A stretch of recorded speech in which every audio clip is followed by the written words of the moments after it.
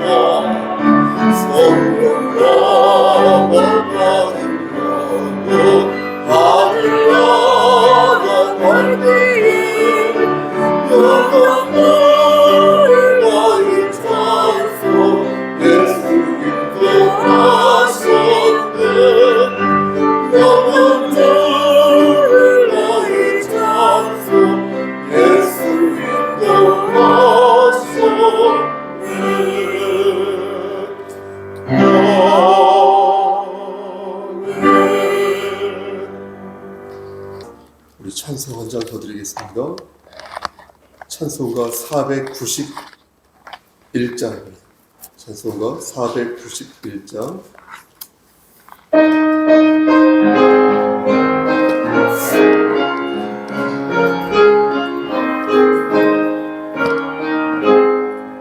저 높은 곳을 향하여 날마다 나아갑니다.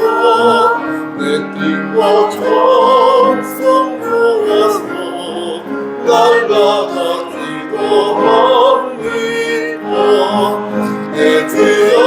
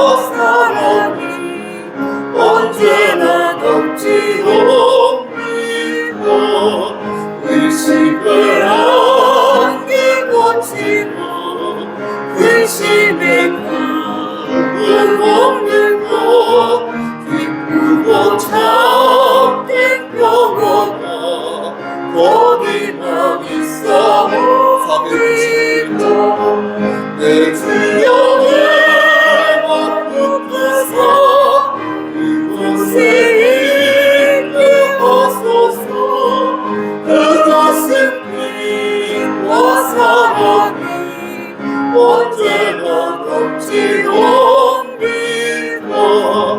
험하고 높은 이 길을 쌓으며 나아갑니다. 다시금 기도하오며 내 주여 인도하소서. 내 주여 내 맘 붙드사 이곳에 있게 하소서. 그것은 믿고 사랑이 언제나 넘치옵니다.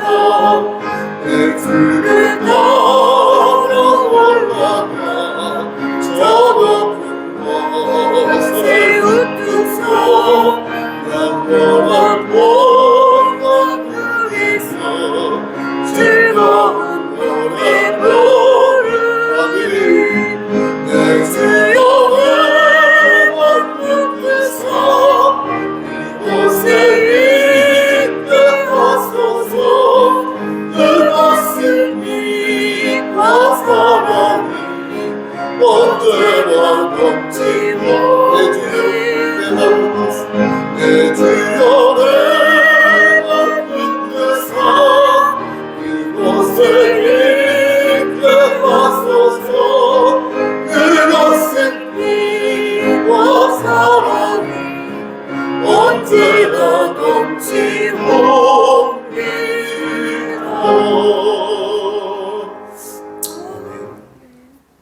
하나님 말씀 보겠습니다. 누가복음 8장 1절에서 8절입니다.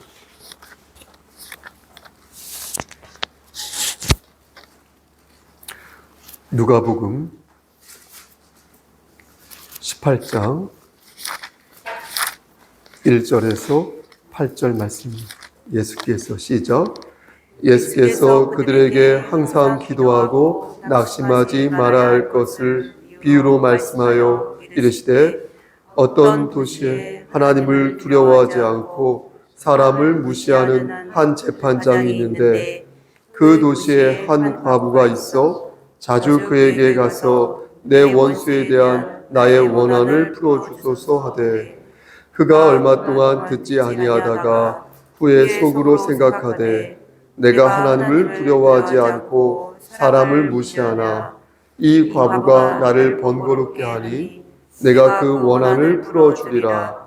그렇지 않으면 늘 와서 나를 괴롭게 하리라 하였느니라. 주께서 또 이르시되 불의한 재판장이 말한 것을 들으라. 하물며 하나님께서 그 밤낮 부르짖는 택하신 자들의 원한을 풀어주지 아니하시겠느냐. 그들에게 오래 참으시겠느냐. 내가 너희에게 이르노니 속히 그 원한을 풀어주시리라. 그러나 인자가 올 때에 세상에서 믿음을 보겠느냐 하시니라. 아멘. 기도하시겠습니다. 하나님 감사합니다. 하나님 이 시간 간절히 바라고 하는 것은 한명자 집사님과 그의 가정을 위해 기도합니다. 하나님께서 함께 하시사 하나님께서 세워주신 천국 백성이라면 온 가족이 다 같이 손에 손을 잡고 예배당에 나와 하나님께 예배 올릴 수 있는 그런 기회를 허락하여 주시기를 소원합니다. 하나님, 집사님이 간청하는 그 기도 제목들이 아버지 하늘에 상달되기를 소원합니다. 하나님께서 함께 하셔서 강권적으로 역사하셔서 그 뜻을 이루어 주시옵소서. 아멘. 집사님에게 영육의 강건함을 허락하시사 건강한 상태에서 하나님을 감당할 수 있도록 하시고 그의 신장에 하나님께서 함께 하시사 건강한 신장을 허락하여 주시옵소서. 아멘. 이 시간 하나님 말씀을 대언하고자 합니다. 하나님께서 함께 하시사 반듯하게 말씀을 잘 전할 수 있도록 도와주시옵소서. 예수님의 이름으로 기도하였습니다. 아멘. 오늘 본문은 우리가 정말로 많이 들어본 말씀 중에 하나가 되겠습니다. 그런데도 이 말씀을 제가 오늘 본문으로 정한 이유는 지금 저와 여러분들에게 더없이 필요한 말씀이 이 말씀이 아닐까 하는 그런 생각이 들었기 때문입니다. 저는 가끔 목사님은 설교 본문을 어떻게 정하십니까? 라는 질문을 받습니다. 저는 여러 경로와 방법으로 본문을 정하지만 제가 그 중에서 가장 염두에 두는 것은 시의성과 공감대입니다. 시의성은 사회문화적으로 볼 때 이 본문이 지금 말씀을 전하기에 어울리는지 생각하는 것입니다. 그리고 공감은 어떤 사회문화적 그런 차원이 아니라 구조적 차원이 아니라 제 개인적으로 성도님들과 이렇게 교제하고 이렇게 대화를 나누는 가운데에서 그의 고충을 듣는 과정에서 마음으로 느끼는 일종의 동병상련 같은 것입니다. 성도가 어떠한 어려움을 얘기했을 때 그것에 대해서 이렇게 공감하는 것입니다. 그러니까 단순히 공감만 하는 게 아니라 그것에 대해서 그 고충을 10분 제가 절감하는 것입니다. 만약 목사가 성도의 고충에 공감하지 못하거나 마음에 울림이 없으면 성도의 말을 아마 한 귀로 듣고 한 귀로 흘리게 될 것입니다. 그러지 않으려고 노력을 하겠죠. 하지만 이게 노력한다고 되는 게 아니거든요. 배가 봤어야 그 배가 고픈 성도의 마음을 알죠. 근데 배가 고픈 적이 없는 목사는 그게 사실 힘들거든요.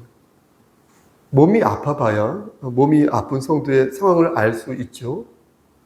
목사가 만일 그런 경험이 없다면 동병상련이라는 게 말 그대로 그냥 문자 이해인 것입니다. 모든 것을 다 직접 경험할 수는 없겠죠. 목사가 애를 낳을 수 있는 것도 아니고, 그렇죠? 또 목사가 또 무엇을 다 경험할 수 있는 건 아니죠. 그렇기 때문에 목사는 간접적으로나마 자신이 경험한 것들을 직간접적으로 떠올리면서 성도와 함께 그것을 나누고 때로는 눈물을 흘리며 기도하고 그렇게 접근하는 것입니다. 이런 차원에서 저는 오늘 본문이 시의성도 있고 공감대도 되어서 여러모로 할 말이 많습니다. 하지만 중요한 것은 제 말이 아니죠. 하나님의 말씀이니 하나님께서 이 말씀을 통해서 우리에게 무엇을 말씀하시는지 그 메시지를 여러분들에게 전하도록 하겠습니다. 이게 저의 책임이니까요. 그래서 그 메시지를 전하는데 주력하겠습니다. 그럼 오늘 본문 있죠? 이 본문의 줄거리부터 간단하게 요약해 보겠습니다. 예수님께서는 제자들에게 비유를 하나 드셨는데요. 과부와 재판장에 관한 비유였습니다. 왜 이 비유를 드셨을까 생각할 때 거기는 두 가지 이유가 있겠습니다. 하나는 제자들의 이해를 돕기 위해서 이 비유를 드신 것이고 또 하나는 예수님께서 전하시고자 하는 그 메시지가 단순하지 않고 복합적이기 때문에 비유를 드신 것입니다. 예를 들어서 제가 여러분들에게 예배 시간 전에 제발 예배당에서 잡담하지 마세요 라는 메시지를 전하려고 할 때 이 말을 여러분들이 못 알아들을 것 같다는 생각에 저는 여우든 호랑이든 달팽이든 뭐든 과부든 재판장이든 뭐든 어떤 비유를 들어서 예배 전에 예배당 안에서 잡담하시면 안 돼요 라는 것을 가르치는 것입니다. 그러면 여러분들은 제가 든 비유를 통하여서 재미도 느끼고 의미도 찾게 될 것인데 그게 바로 비유의 효과인 것입니다. 옛날에 우리 목연 집사님 질문을 한 적이 있었는데 셀 리더 모임 때 그런데 저는 예배 시간 전에 예배당에서 잡담하는 것만 여러분들에게 말하고 싶은 것이 아닌 것입니다. 그것 외에도 더 크고 깊은 어떤 교훈을 말하고 싶었던 것입니다. 그래서 비유를 통해서 그 소기의 목적을 달성하고자 했던 것입니다. 그러니까 비유는 두 가지 효과가 있는 것입니다. 어려운 것을 알기 쉽게 이해시켜주는 그런 효과가 있고 또 어떤 의미를 풍성하게 만들어주는 그런 기능이 있는 것입니다. 예수님께서도 오늘 비유를 통해서 제자들에게 분명하면서도 복합적인 메시지를 전달하고 싶으셨던 것입니다. 그래서 비유의 방법으로 제자들에게 당신님의 뜻을 전하신 것입니다. 오늘 예수님께서 드신 비유에도 두 개의 복합적인 메시지가 들어있다는 것입니다. 여러분 그것이 무엇입니까? 이 본문을 가지고 여러 번 말씀을 들었습니다. 혹시 아시겠죠? 먼저 첫 번째 메시지부터 말씀드리겠습니다. 여러분 1절 말씀을 보시겠습니까? 1절 말씀을 보면 예수님께서 비유를 드신 이유가 기도할 때 뭐뭐 하지 말라는 이유라고 하셨습니까? 그렇죠. 낙심하지 말라. 낙심하지 말라는 이유로 이 비유를 드신 것을 알 수 있습니다. 너희가 하나님께 이렇게 기도할 때 그 기도가 응답이 이루어지지 않아서, 응답되지 않아서 낭망할 때가 있을 텐데 예수님께서 말씀하시는 거예요. 생각하시는 거예요. 내가 그걸 모르는 바가 아니니 이제부터 너희는 내가 말하는 비유를 잘 듣고 하나님의 진리의 말씀을 마음에 담도록 하여라. 이렇게 말씀하신 것입니다. 비유의 내용은 이렇습니다. 어떤 도시에 하나님을 두려워하지 않고 사람을 무시하는 재판장이 한 명 있었는데 하루는 과부가 그를 찾아와 자신의 원한을 풀어달라고 말했습니다. 그런데 이 재판장은 과부의 말에 귀를 기울이지 않았는데 그 이유는 하나님을 두려워하지 않고 사람을 무시하는 그런 사람이었기 때문입니다. 하나님을 두려워했다면 설령 그가 인격적으로 하자가 있다고 하여도 하나님이 두려우니까 어떻게 했어요? 하나님이 두려워서 과부의 말에 귀를 기울였겠죠. 반대로 하나님을 내가 두려워하지는 않지만 내가 사람을 존중하는 사람이라면 그의 인격에 됨됨이가 있어서 역시 과부의 말에 그는 귀를 기울였을 것입니다. 그런데 이 재판장은 인격도 후지고 신앙도 후져서 말 그대로 최악의 인간이었다는 것입니다. 그래서 과부의 호소 따위는 신경을 쓰지 않은 것입니다. 그런데 과부도 보통 얘기가 아니었던 것 같습니다. 지난번 이태원 사고의 그 피해자처럼 정말로 억울한 피해자였을 수도 있습니다. 그러니까 포기하지 않고 계속해서 어때요? 재판장을 찾아가서 억울함을 하소연하였던 것 같습니다. 이런 과부를 보면서 재판장은 마음속으로 생각하기를 이거 완전히 거물이구나. 내가 하나님을 두려워하지 않고 내가 사람을 무시하는 사람이지만 이 과부가 나를 정말로 번거롭게 하는구나. 내가 너무나 성가셔서 그 원한을 풀어줄 수밖에 없구나 라고 생각했다는 것입니다. 예수님께서는 이 비유를 드시고 다음과 같이 말씀하셨습니다. 여러분 6절과 7절 말씀을 한번 보시겠습니까? 6절과 7절 말씀을 제가 윤색해서 말씀을 드리면 뭐라고 말씀하셨냐면 얘들아 잘 들어라.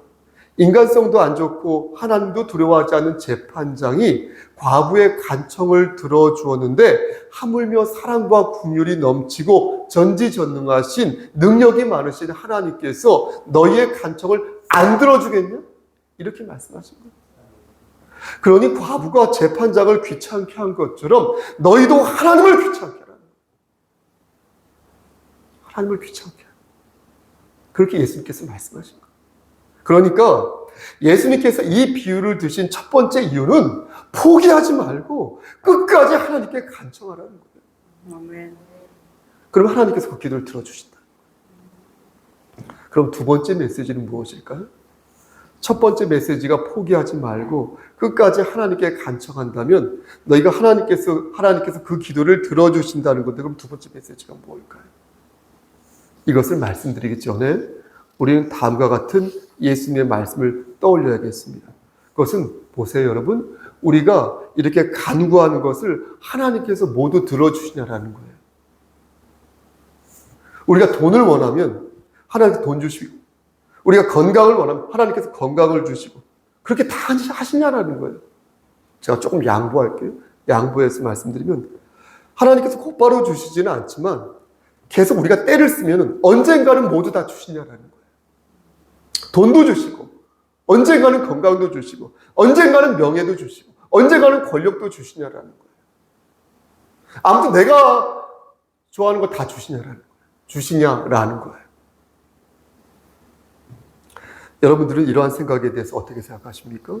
내게 좋은 것을 다 주시는 하나님. 다시요. 내게 좋은 것을 다 주시는 하나님. 언젠가는 다 주시는 하나님. 이러한 생각에 대해서 여러분들은 어떠한 믿음 혹은 어떠한 생각을 가지고 계십니까? 누가복음 11장 11절에서 13절 말씀을 보면 우리가 이러한 믿음을 가지고 있어야 할 분명한 이유를 말씀합니다. 우리 함께 누가복음 바로 앞장이니까 한번 찾아보시겠습니까? 누가복음 11장 11절에서 13절 말씀을 찾아서 우리 함께 합독하겠습니다. 11절입니다. 너희 중에 준비되셨습니까?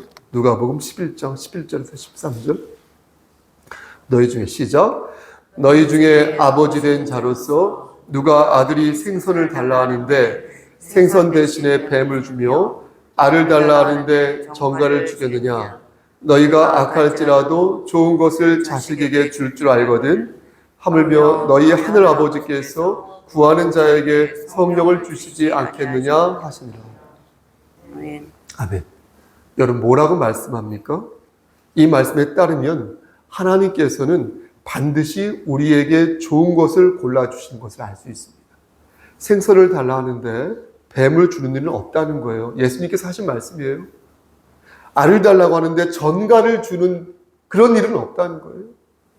그러므로 하나님께서는 우리에게 반드시 좋은 것만을 주신다는 거예요. 근데 문제는 무엇인지 아십니까? 우리가 뱀을 달라고 말한다. 알을 달라 하지 않고 전갈을 달라고 말한다. 그러니 우리를 사랑하시는 하나님께서는 그것을 우리에게 주실 리가 만무하다는 것입니다.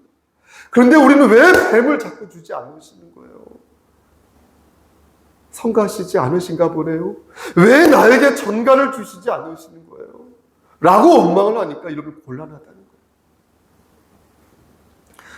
저는 사실 제 얘기를 조금 하면 매달 지출이 많은 편입니다. 제가 지출이 많아요. 제가 손이 커서 그렇다기보다는 해야 할 일을 해야 한다는 어떤 그런 차원에서 그러는 것이지만 동시에 그렇게 해도 하나님께서 어차피 다 채워주시니까 그렇게 하게 돼요. 그런 믿음을 가지고 있어요. 어떻게 그것을 믿냐면 말씀드린 것처럼 지금까지 그렇게 하셨으니까요. 그런 경험치로도 믿고 그것을 뒷받침해주는 말씀이 있어서 믿습니다. 그런데 어제 가만히 제 이게 통장 잔고를 보니까 갑자기 마음이 헛헛해지면서 승질이 나는 것입니다. 성질 말고 승질이 나는 것입니다. 나는 왜 물질적으로 풍족하지 못할까? 나는 왜 항상 고만고만한 바작바작 그 재물만을 가지고 있을까?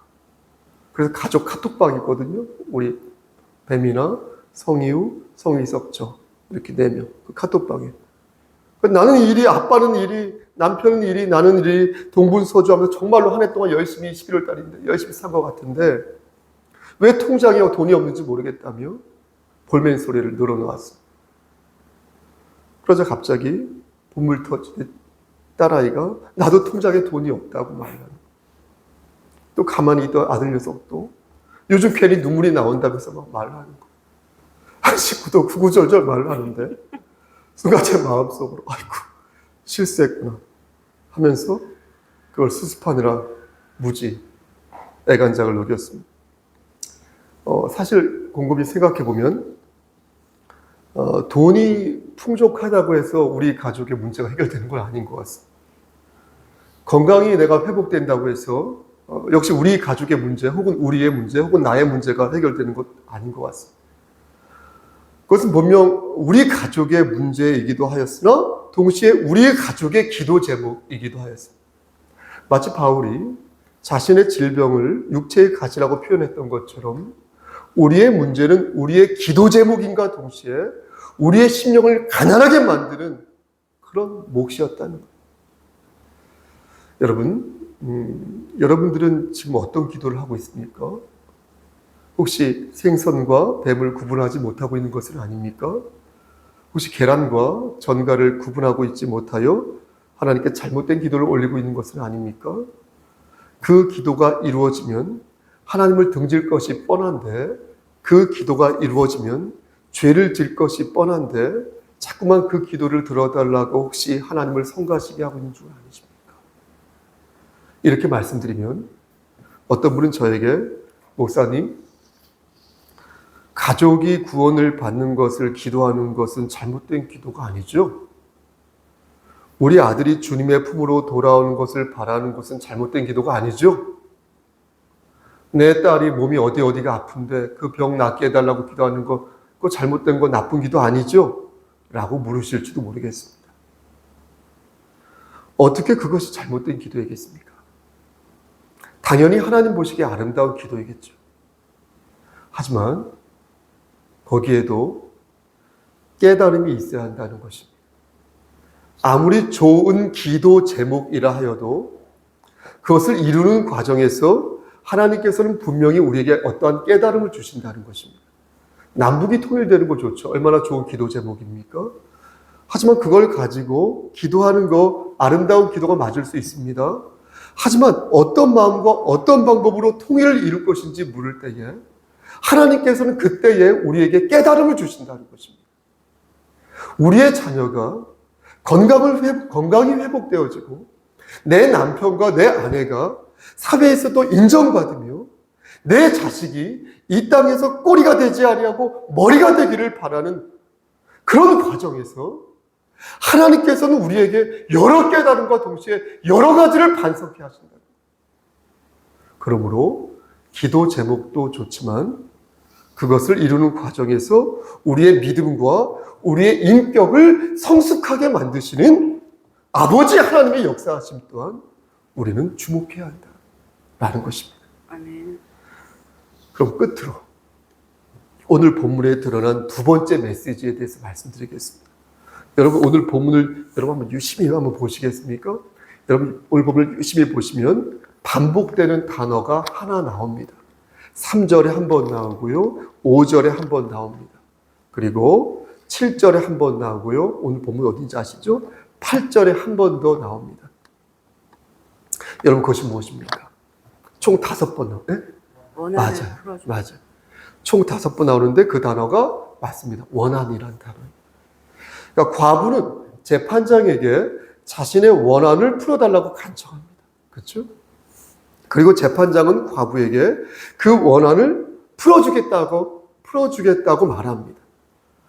여기까지는 비유니까 지금 이 과부가 어떤 억울한 점이 있어서 원한이라는 표현을 썼고 또 재판장도 그것에 맞추어 원한을 풀어주겠다고 말했나 보다라고 싶습니다. 그렇죠? 그런데 여러분 7절과 8절 말씀을 보면 이미 비유가 끝난 상태이거든요. 그런데 예수님께서 이 7절과 8절 말씀에서도 이 단어를 동일하게 사용하셨다는 것입니다. 여러분 7절과 8절 말씀을 한 번 더 합독하시겠습니까? 7절입니다. 하물며 시작.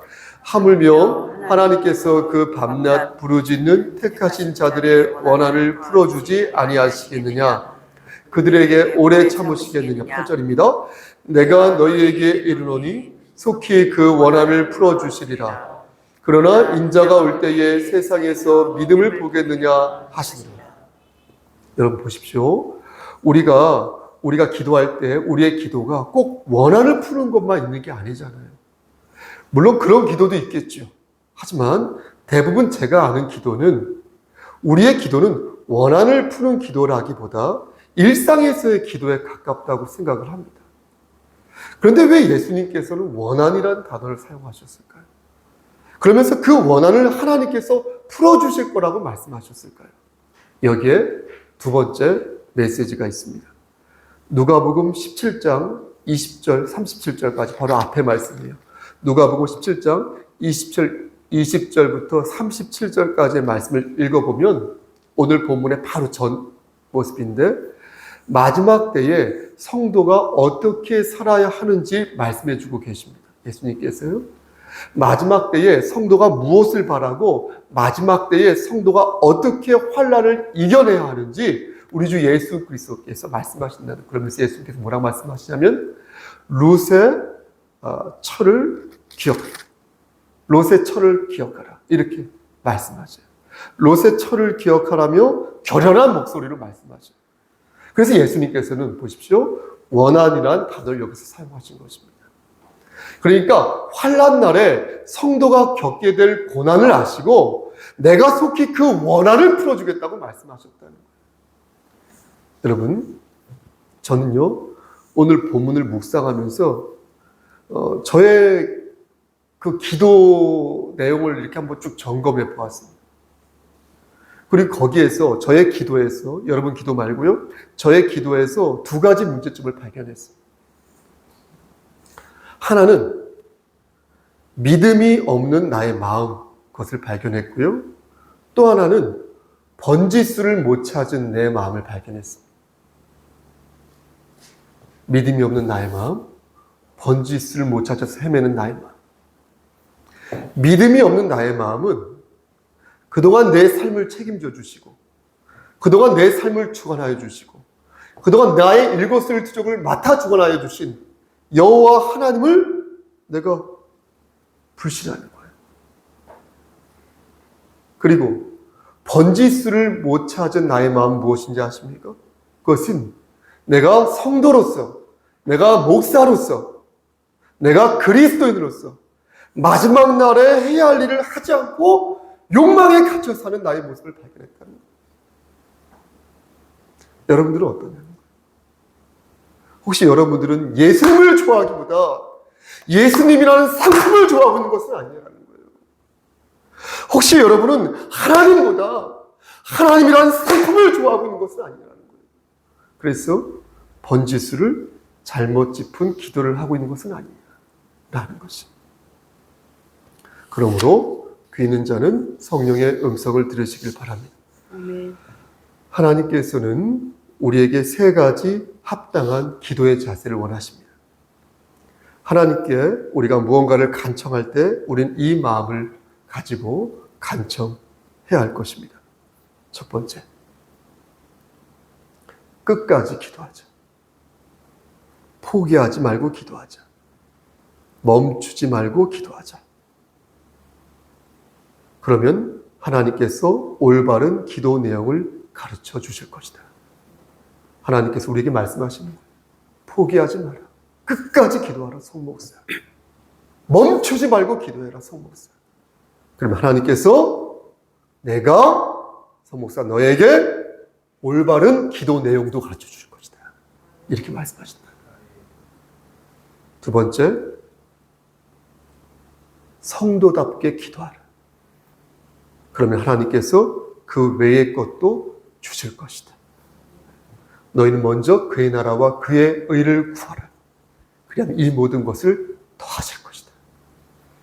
그리고 마지막으로 세 번째, 너희는 종말을 생각하며 기도해라. 롯의 철을 기억하여 종말을 기다리듯 신령하게 기도해라. 죽음을 생각하며 오늘이 마지막인 것처럼, 오늘이 내 삶의 마지막인 것처럼 간절하게 기도해라. 종말을 맞이하고 기다리는 성도처럼 너희는 기도해라. 이 세 가지 기도의 자세를 마음속에 새기시고 그렇게 사시기를 주님의 이름으로 간절히 축원합니다. 아멘. 아멘. 기도하십니다. 하나님, 끝까지 기도하겠습니다. 성도답게 기도하겠습니다. 종말을 생각하며 기도하겠습니다. 하나님 나라를 소망하며 하늘로 나아가며 신령한 것을 더욱 사모하겠습니다. 그렇게 할 때 아버지 하나님께서 모든 것을 채워주시고 우리의 삶을 선도하여 주실 줄 믿사오니 하나님 우리를 꽉 붙잡아 주시옵소서. 믿고 의지하며 모든 말씀 예수 그리스도인 받들어 감사하며 기도드렸사옵나이다. 아멘. 주의 기도로 예배를 마치겠습니다. 그리고 함께 잠깐 기도 한 시간 하겠습니다. 하늘에 계신 우리 아버지여, 이름이 거룩히 여김을 받으시오며 나라가 임하옵시며 뜻이 하늘에서 이루어진 것 같이 땅에서도 이루어지이다. 오늘날 우리에게 일용할 양식을 주옵시고 우리가 우리에게 죄 지은 자를 사하여 준 것 같이 우리의 죄를 사하여 주시옵고 우리를 시험에 들게 하지 마시옵고 다만 악에서 구하옵소서. 나라와 권세와 영광이 아버지께 영원히 쌓옵나이다. 아멘. 우리 함께 기도하십니다.